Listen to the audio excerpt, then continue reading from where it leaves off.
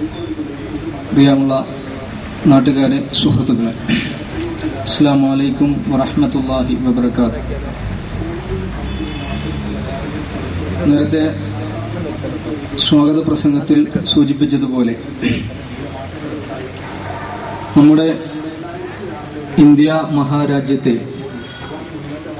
വലിയ രീതിയിൽ പ്രയാസപ്പെടുത്തിക്കൊണ്ടിരുന്ന ഒരു കാര്യമായിരുന്നു ഭീകരവാദം എന്നൊക്കെ പറയുന്നത്.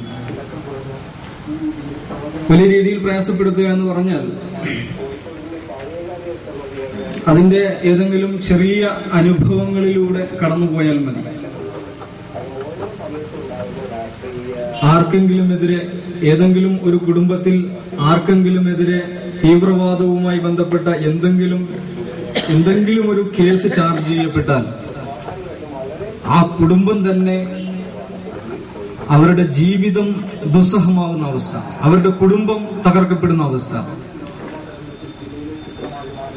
അവരുടെ നാട് തന്നെ തീവ്രവാദത്തിന്റെ സ്വന്തം നാടായി മുദ്ര കുത്തപ്പെടുകയും അത്തരം പ്രദേശങ്ങളിൽ നിന്ന് വരുന്ന കുട്ടികൾക്ക് പഠിക്കാൻ പറ്റാത്ത അവസ്ഥ, അവർക്ക് പാസ്പോർട്ട് കിട്ടാത്ത അവസ്ഥ, ബാങ്ക് അക്കൗണ്ടുകൾ തുറക്കാൻ പറ്റാത്ത അവസ്ഥ, അങ്ങനെ ഒരു സമൂഹത്തിന്റെ, പ്രത്യേകിച്ച് മുസ്ലിം സമൂഹത്തിന്റെ ജീവിതത്തെ തന്നെ അങ്ങേയറ്റം സ്തംഭിപ്പിച്ചു കളഞ്ഞുകൊണ്ട്, ബന്ദിയാക്കി നിർത്തിക്കൊണ്ട് വലിയ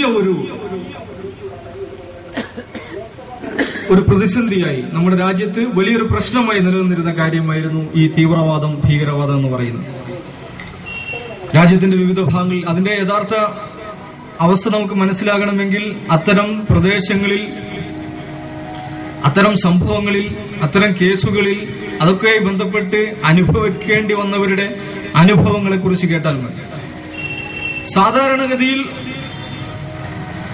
മുസ്ലിങ്ങൾ, ഏതെങ്കിലും മുസ്ലിം സംഘടനയുമായി ബന്ധപ്പെട്ട് പ്രവർത്തിക്കുന്ന ആളുകൾ, അല്ലെങ്കിൽ താടിയും തൊപ്പിയൊക്കെയുള്ള, സാധാരണ പത്രഭാഷയിൽ പറഞ്ഞാൽ മുസ്ലിം മതമൗലികവാദി എന്നൊക്കെ പറയുന്ന ആളുകൾ മാത്രമല്ല, മുസ്ലിം പേരുള്ള ആളുകൾ വരെ അങ്ങേയറ്റം ഭീകരമായി വേട്ടയാടപ്പെട്ട ഒരു അവസ്ഥയായിരുന്നു കഴിഞ്ഞ 10-12 വർഷമായി രാജ്യത്തുണ്ടായിരുന്നത്.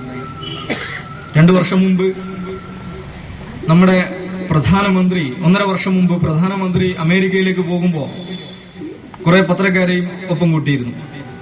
മുപ്പര് അവിടെ പോയിട്ട് നടത്തുന്ന വർത്തമാനങ്ങളൊക്കെ അങ്ങനെ തന്നെ എഴുതിയെടുത്ത് നമുക്ക് പറഞ്ഞു തരാൻ വേണ്ടി സാധാരണഗതിയിൽ കൂട്ടുന്നത് പോലെ കുറെ പത്രക്കാരെയും കൂടെ കൂട്ടി.